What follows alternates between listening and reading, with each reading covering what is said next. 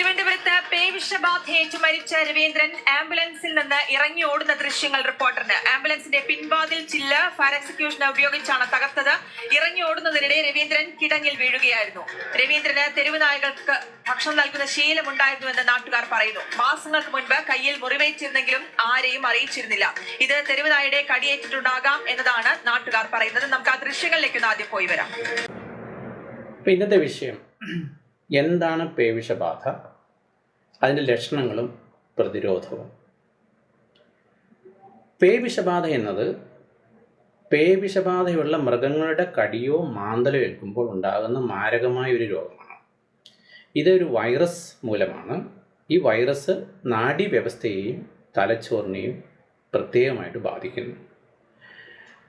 ഒരു പേ പിടിച്ച നായെ കടിക്കുക അല്ലെങ്കിൽ മാന്തി കഴിഞ്ഞാൽ ഈ രോഗം വരാനായിട്ട് എടുക്കുന്ന സമയത്തിന് നമ്മൾ ഇൻക്യുബേഷൻ കാലയളവെന്ന് പറയുക.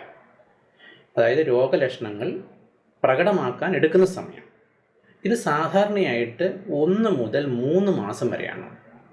എന്നാൽ ചിലപ്പോൾ ഒരാഴ്ചക്കുള്ളിലും ചിലപ്പോൾ 1 വർഷം വരെയും ഇത് നീളാം. അതായത് ചുരുക്കി പറഞ്ഞു കഴിഞ്ഞാൽ ഒരാഴ്ച മുതൽ 1 വർഷം വരെ, സാധാരണ 1 മുതൽ 3 മാസം വരെ. ഇത് എങ്ങനെയാണ് ഇതിൻ്റെ ലക്ഷണങ്ങൾ കാണിക്കുക? പ്രധാനമായും 2 തരമുണ്ട്. ഒന്ന് നമ്മൾ ഫ്യൂരിയസ് റേബീസ് എന്ന് പറയും. അതായത് രോഗി അമിതമായിട്ട് ഭയം, അസ്വസ്ഥത, അക്രമ സ്വഭാവം കാണിക്കുക. ഇങ്ങനെയുള്ള ഇതിനെയാണ് നമ്മൾ ഫ്യൂരിയസ് റേബീസ് എന്നാണ് പറയുക. ഇവർക്ക് വെള്ളം കാണുമ്പോൾ പേടി, അല്ലെങ്കിൽ കാറ്റടിക്കുമ്പോൾ പേടി.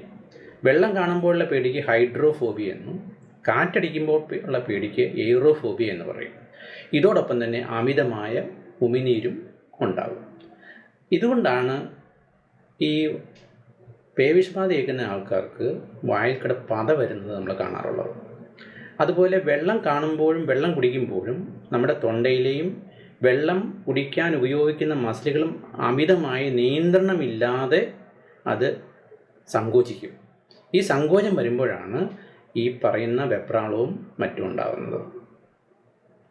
ഇനി നിശബ്ദമായ രീതിയിലുള്ള ഒരു റേബീസ് ഉണ്ട്. ഇതിനെ നമ്മുടെ ഡംബ് റേബീസ്. ഇത് താരതമ്യേന അപൂർവമാണ്. ഇത് കടിച്ച ഭാഗത്ത് ഒരു തരിപ്പ് പോലെ, വേദന പോലെ ഉണ്ടാവുകയും അതിനുശേഷം തളർവാദം പോലെ കൈയും കാലും അനക്കാൻ ബുദ്ധിമുട്ട് വരുന്ന ഒരു രീതിയിൽ, നമ്മൾ പറയില്ല, ഗില്ലൻ ബാരി സിൻഡ്രോം എന്ന് പറയും. അതായത് കൈകാലുകൾ ചലിപ്പിക്കാൻ പറ്റാതെ വരുന്ന ഒരു നാഡി രോഗമാണ്. ആ രീതിയിലും ഇത് കാണാം.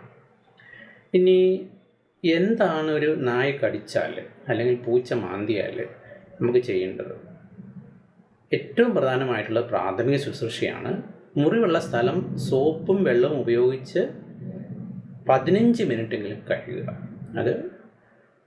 ഇതോടൊപ്പം തന്നെ സാവിലോൺ അല്ലെങ്കിൽ ആൽക്കഹോൾ പോലെയുള്ള ആൻറ്റിസെപ്റ്റിക് ലേപനം ഉപയോഗിക്കുന്നത് നല്ലതാണ്. ഏറ്റവും പ്രധാനം ഉടൻ തന്നെ ഡോക്ടറെ കണ്ട് വാക്സിനും ഇമ്മ്യൂണോഗ്ലോബിനും എടുക്കണമോ എന്ന് തീരുമാനിക്കുക. ഇതിനുള്ള പ്രതിരോധ പ്രവർത്തനം നമുക്ക് എന്ത് ചെയ്യാൻ പറ്റും? വളർത്തുമൃഗങ്ങൾക്ക് കൃത്യസമയത്ത് വാക്സിൻ നൽകുക, തെരുവ് മൃഗങ്ങളെ ഉപദ്രവിക്കാതിരിക്കുക, കടിയേറ്റാൽ ഉടൻ ചികിത്സ എടുക്കുക. ഈ വിഷയം നിങ്ങൾക്ക് മനസ്സിലായെന്ന് വിചാരിക്കുന്നു. Thank you.